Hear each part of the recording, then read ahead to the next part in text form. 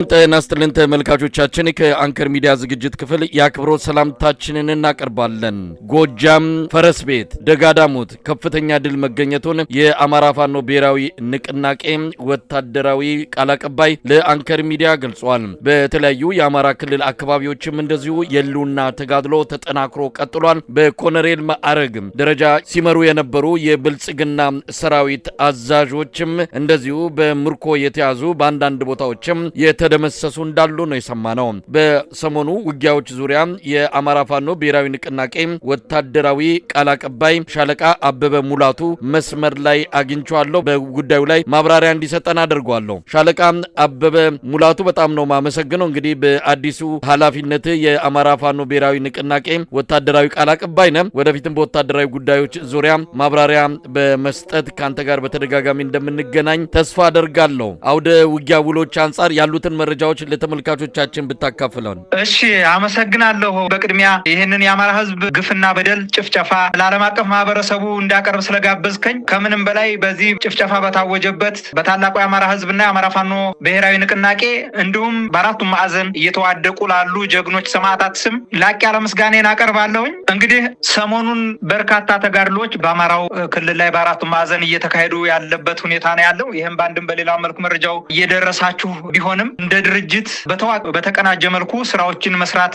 ከጀመርን ቅርብ ቀናቶች ናቸው። በዚህም አመርቂ ውጤቶችን እያሳየን ያለንበት ሁኔታ ነው ያለ። ድርጅታዊ እንቅስቃሴውን በተመሳሳይ በተለይ ወታደራዊ ቅንጅቶች ጋር ተያይዞ በርካታ ስራዎች እየሰሩ ነው። በዚህም አመርቂ ውጤት እየመጣ ያለበት ሁኔታ ነው ያለው። ለዚህም ትልቁ ማሳያ የዛሬውን አውደ ውጊያ ብናይ በጎጃም ደጋዳሞት በርካታ ትዕይንቶች የታዩበት፣ በርካታ የጠላት ኃይል የተደመሰሰበት እንዲሁም የጠላት መሳሪያ የተማረከበት እነዚህን ሁሉ ያሳየን ዕለት ነው። በዋናነት ደጋዳሞት ከተረቱ እንኳን ብንጀምር ደጋዳሞት ያስተፋላሞት የተባለላቸው የበላይ ትንፋሾች ደጋዳሞት ፈረስ ቤት ከተማ በዛሬው ዕለት መጋቢት 27 ቀን 2018 ዓ.ም በጀግኖቹ የአማራ ፋኖ ብሔራዊ ንቅናቄ ቴዎድሮስ እዝ ቁጥጥር ስር ገብታለች። ከተማዋ በርካታ የአገዛዙ ሰራዊት ምርኮኛ ሆኗል። በተለይ ደግሞ ከወራት በፊት አዴት ላይ የተመረቁት ኮማንዶዎች ከነባሩ የ102ኛ ኮር ሰራዊት ጋር በመቀናጀት አዴት ላይ የሰፈረውን ጠላት በጠዋቱ ሲያራግቡ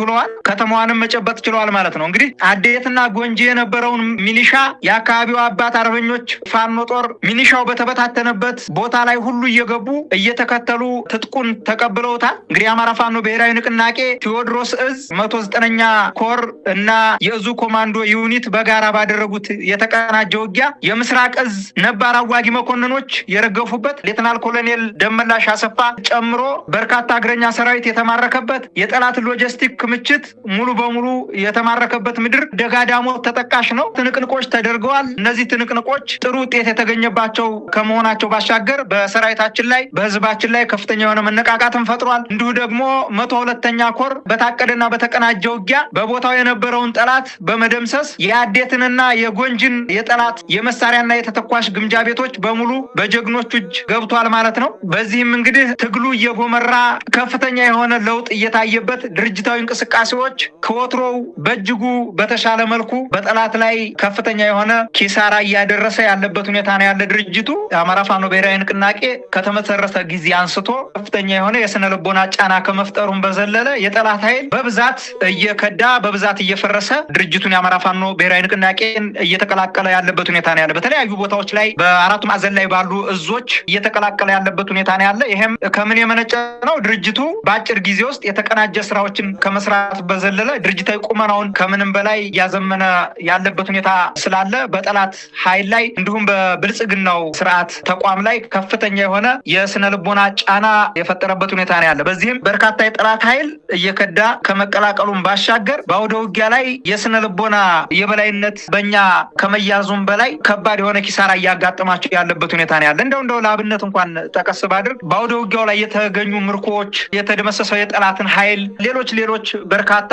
ግብአቶች የተገኙበትን ሁኔታ ብናይ የዚህን የጎጃሙን የአዴትን ደጋዳሞትን ፈረስ ቤት ከተማን እንዲሁም ጎንጂ ቆለላ ላይ የተደረጉ አውደ ውጊያ አሉ። በእነዚህ አውደ ውጊያዎች የተገኘውን ድል የተማረኩ የተገኙ ሰብአዊና ቁሳዊ ምርኮዎችን በተመለከተ ባነሳልህ በጠላት ላይ ምን ያክል የስነ ልቦናና የውጊያ የበላይነት እያሳየን ያለንበት ሁኔታ እንዳለ መገመት ይቻላል። ከዛም የመነጨ የመነጨ ነው። እንግዲህ በአንድ ቀን በጣም በርካታ ምርኮ የተገኘበት ሁኔታ ነው ያለ። አዴት፣ ደጋዳሞትና ፈረስ ቤት ከተማ እንዲሁም ጎንጂ ቆለላ ላይ በጣም በርካታ ምርኮዎች ተገኝተዋል። በተለይ አዴት ላይ ብቻ 159 የነፍስ ወከፍ መሳሪያ ተማርኳል። 14800 የብሬን ተተኳሽ ተማርኳል። 14984 የክላሽ ተተኳሽ ተማርኳል። ጠቅላላ ድምር 27784 ተተኳሽ ተማርኳል። እንዲሁም 61 ኤፍ1 የእጅ ቦምብ ተማርኳል። 221 የክላሽ ካዝና ተማርኳል።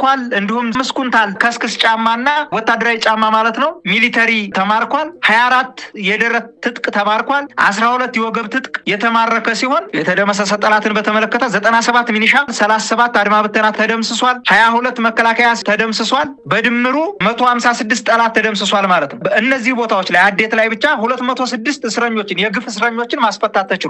በዚህ አውደ ውጊያ ወደ ጎንጂ ቆለላ ላይ ሲሄድልህ 89 ሚኒሻ ተደምስሷል። 24 መከላከያ ተደምስሷል። በድምሩ 103 የጠላት ኃይል ተደምስሷል። ብዙ ድል ብዙ ገድል በአማራ ፋኖ ብሔራዊ ንቅናቄ ቴዎድሮስ ዕዝ 102ኛ ኮርና በሌሎች አሃዶች አማካኝነት ተፈጽሟል ማለት ነው። ሌላው ምንድነው? በዋናነት 7 ለጠላት አገልግሎት ሲሰጡ የነበሩ ተሽከርካሪዎችም ጭምር በድጋሚ አገልግሎት እንዳይሰጡ ማድረግ ተችሏል ማለት ነው። እነዚህ የጠላት ተሽከርካሪዎች ናቸው። በተለይ በዚህ በደጋዳሞት ላይ በፈረስ ቤት ከተማ ጎንጂ ቆለላ ላይ የተደረጉ አውደ ውጊያዎች ጋር ተያይዞ የተማረኩ እና የተደመሰሱ የጠላት ኃይል የተማረኩ ግብአቶችን በተመለከተ እነዚህን ይመስላሉ። ሌላው በወሎ ቤት አማራ በኩል የተካሄዱ አውደ ውጊያዎች ናቸው። በተለይ ሰሞኑን አመርቂ የሆኑ በጠላት ላይ ትልቅ ቁሳዊና ሰብአዊ ጉዳት የደረሰበት አውደ ውጊያዎች ተካሂደዋል። ሰሞኑን ቅድም እንደጠቀስኩት ጠላት ትልቅ የስነ ልቦና የበታችነት የተጠናወተው ከመሆኑ ጋር ተያይዞ በጣም በርካታ ኃይሉ እየተደመሰሰበት በርካታ ኃይሉ እየከዳበት ነው ያለ። የአማራ ፋኖ ብሔራዊ ንቅናቄ ሚኒሊክ ዕዝ 106ኛ ኮር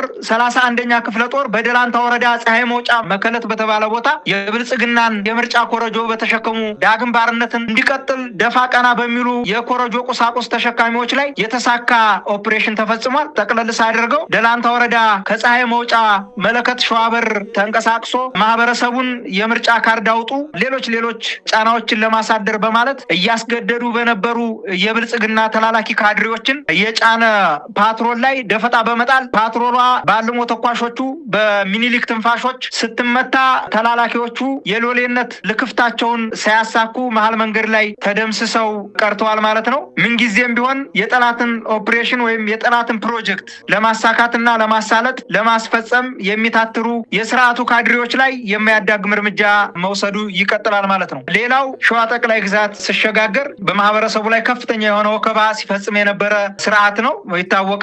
አሁንም በስፋት ምርጫ ቅስቀሳ ለማድረግ እንቅስቃሴ ሲያደርግ ይስተዋላል። ይህንንም እንግዲህ እንቅስቃሴውን በመግታት ረገድ በትናንትናው ዕለት ሞላሌ ከተማ ድረስ በመግባት የመራጮችን ካርድ የያዘ የምርጫ ኮረጆችን ጭምር በአልሞ ተኳሾች ወይም በልዩ ኦፕሬሽኖች ማውጣት ተችሏል። እንግዲህ የምርጫ አስፈጻሚዎች ወይም እነዚህ ዳግም ባርነትን በአማራ ህዝብ ላይ ለመጫን ደፋ ቀና የሚሉ የሚታትሩ የዚህ ስርዓት ምርጫ አስፈጻሚዎች ሲያመልጡ የምርጫ ቁሳቁሶቹ በሙሉ በቁጥጥር ስር ውለው በቪዲዮና በፎቶ ማቅረብ እችላለሁ። እሱን በእኛ እጅ ይገኛሉ ማለት ነው። ከዛ በዘለለ በትናንትናው ዕለት ከባድ የሆነ ትንቅንቅ ሲደረግ ውሏል። በአማራ ፋኖ ብሔራዊ ንቅናቄ ሸዋ ጠቅላይ ግዛት አሳምነው ዕዝ በኩል በርካታ ተጋድሎች ሲደረጉ ውለዋል። በተለይ በዚህ በመንዝ አዋሳኝ ላይ በሚገኙ በባሽ ወደ ሞላሌ መገንጠያ ላይ እንደዚሁ ከባድ ትንቅንቅ ሲደረግ ውሏል። በትናንትናው ዕለትም ዛሬም በተመሳሳይ ማለት ነው። ይህንን ያደረጉት እንግዲህ አማራ ፋኖ ብሔራዊ ንቅናቄ ሸዋ ጠቅላይ ግዛት አሳምነው ዕዝ አርበኛ መሐመድ ቢሆኔ ኮርና አጼ ዘርዓ ያዕቆብ አንደኛ ኮር በእነዚህ ቀጠናዎች ላይ በርካታ ተጋድሎችን እያደረገ ያለበት ሁኔታ ነው ያለ። አርበኛ መሐመድ ቢሆኔ ኮር ከደጃዝማች ተሰማ እርገጤ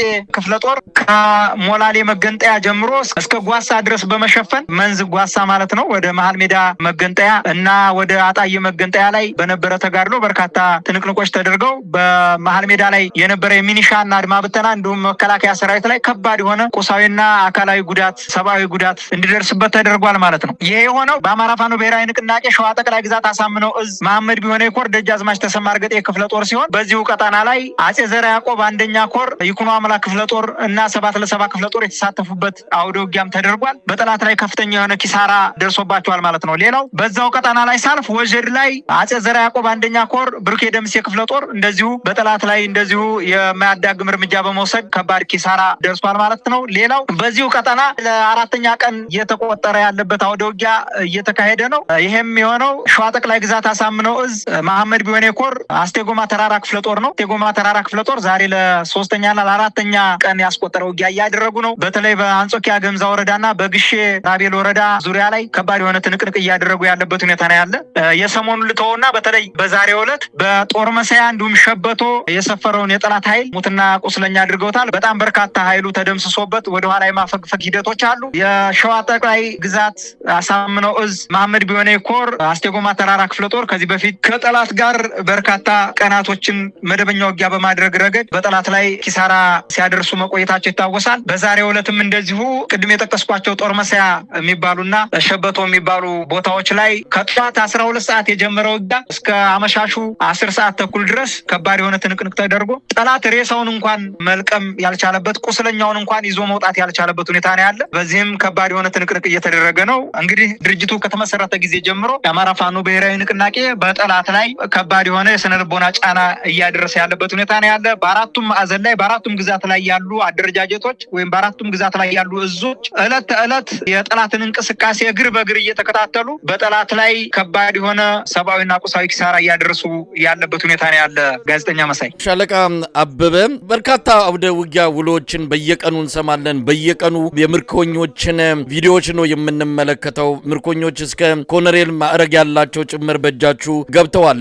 ምናልባት አያልቅም ወይ? የዚህ አገዛዙ ሰራዊት ከሚደመሰሰው ባሻገር እጅ የሚሰጠው በራሱ ተቆጥሮ የሚያልቅ አይደለም። በእርግጥ አብይ አህመድ የኢትዮጵያን ሕዝብ አሁንም ለጦርነት እየማገደ የሰው ችግር የለብንም ያለ በየሳምንቱ በለብ ስልጠና ወጣቶችን ወደ አውደ ውጊያዎች እየላከ እንዳለ እናውቃለን። ግን ከፍተኛ ቁጥር ያለው ምርኮኞችን ነው እየያዛችሁ ያላችሁት። በምን ሁኔታ ላይ ነው የሚገኙት? እንግዲህ ፋኖ ውስን የሆነ ትጥቅና ስንቅ አቅም ያለው ወደፊት በስፋት የሚያደራጅበትን መስመር ተከትሎ ቢሄድም አሁን ግን ባለው ሁኔታ ለሰራዊቱና ለራሱ አንዳንድ ጉዳዮች ካልሆነ በስተቀረ እንደዚህ በምርኮ ለሚያዙት ቀለብ የሚሆን ነገር በማሟላት ረገድ ምን ያህል እጃችሁ የተፍታታ ነው? ምንስ እያደረጋችሁ ነው? እነዚህ ምርኮኞች ቁጥራቸው እየበዛ በመጣ ቁጥር ማስተናገድስ ትችላላችሁ የሚለው ጥያቄ ይነሳል። በዚህ ላይ ምን ማለት ይቻላል? አመሰግናለሁ መሳይ፣ ጥሩ ጥያቄ ነው። በእርግጥ ከዚህ በፊትም በጣም በርካታ ምርኮኞች በእጃችን ይገባሉ። ነገር ግን በተደጋጋሚ ገለልተኛ ለሆኑ ተቋማቶች በተለይ ለዓለም አቀፉ ቀይ መስቀል ለማስረከብ ጥሪ አድርገን በተወሰነ ደረጃ በወሎ ቤት አማራ ምኒልክ እዝ በኩል የተረከቧቸው አሉ። ግን ደግሞ አብዛኛውን ለመረከብ ዝግጁ አይደሉም። ግን ደግሞ ዓለም አቀፉ ቀይ መስቀል ማህበር አልተረከበንም እና እነሱን እንጥላቸዋለን ማለት አይደለም። ወንድሞቻችን ናቸው። እውነት ለመናገር ስርዓቱ ስልጣኑን ለማስጠበቅ የድሃ ልጆችን የመገበር አባዜ ያለበት ስርዓት እንደሆነ እነሱም ጠንቅቀው ያውቁታል። ግን ደግሞ በተሳሳተ ትርክት ወደዚህ አማራን ህዝብ እንዲጨፈጭፉ አስገብቷቸዋል። ግንዛቤው እያላቸውም ግንዛቤው የሌላቸውም የአማራን ህዝብ በመጨፍጨፍ ረገድ የአንበሳውን ድርሻ እንደሚወስዱ ብናውቅም ግን ደግሞ እኛ አማራዎች ነን። አማራ ሆደ ሰፊ ነው። ከአባቶቻችን እንኳን በታሪክ እንደምናውቀውና እንደምንረዳው ጠላቶቻቸውን ይዘው በጥሩ ሁኔታ ተንከባክበው ወደ ነበሩበት ሀዳቸው መመለስ እንዲሁም ስልጣንም ጭምር ሰጥተው ሲንከባከቡ እንደነበረ የታሪክ ማህደሮች ያስረዳሉ። ከዛ አንጻር እኛም መቼም የትም አንጥላቸውም። የዓለም አቀፍ ህግጋትን የዓለም አቀፍ የምርኮኞች ህግን በጠበቀ መልኩ የዓለም አቀፉ ቀይ መስቀል እስከሚረከበን ድረስ እንይዛቸዋለን። ከዛ ውጭ ግን የሚደረግ ነገር የለም።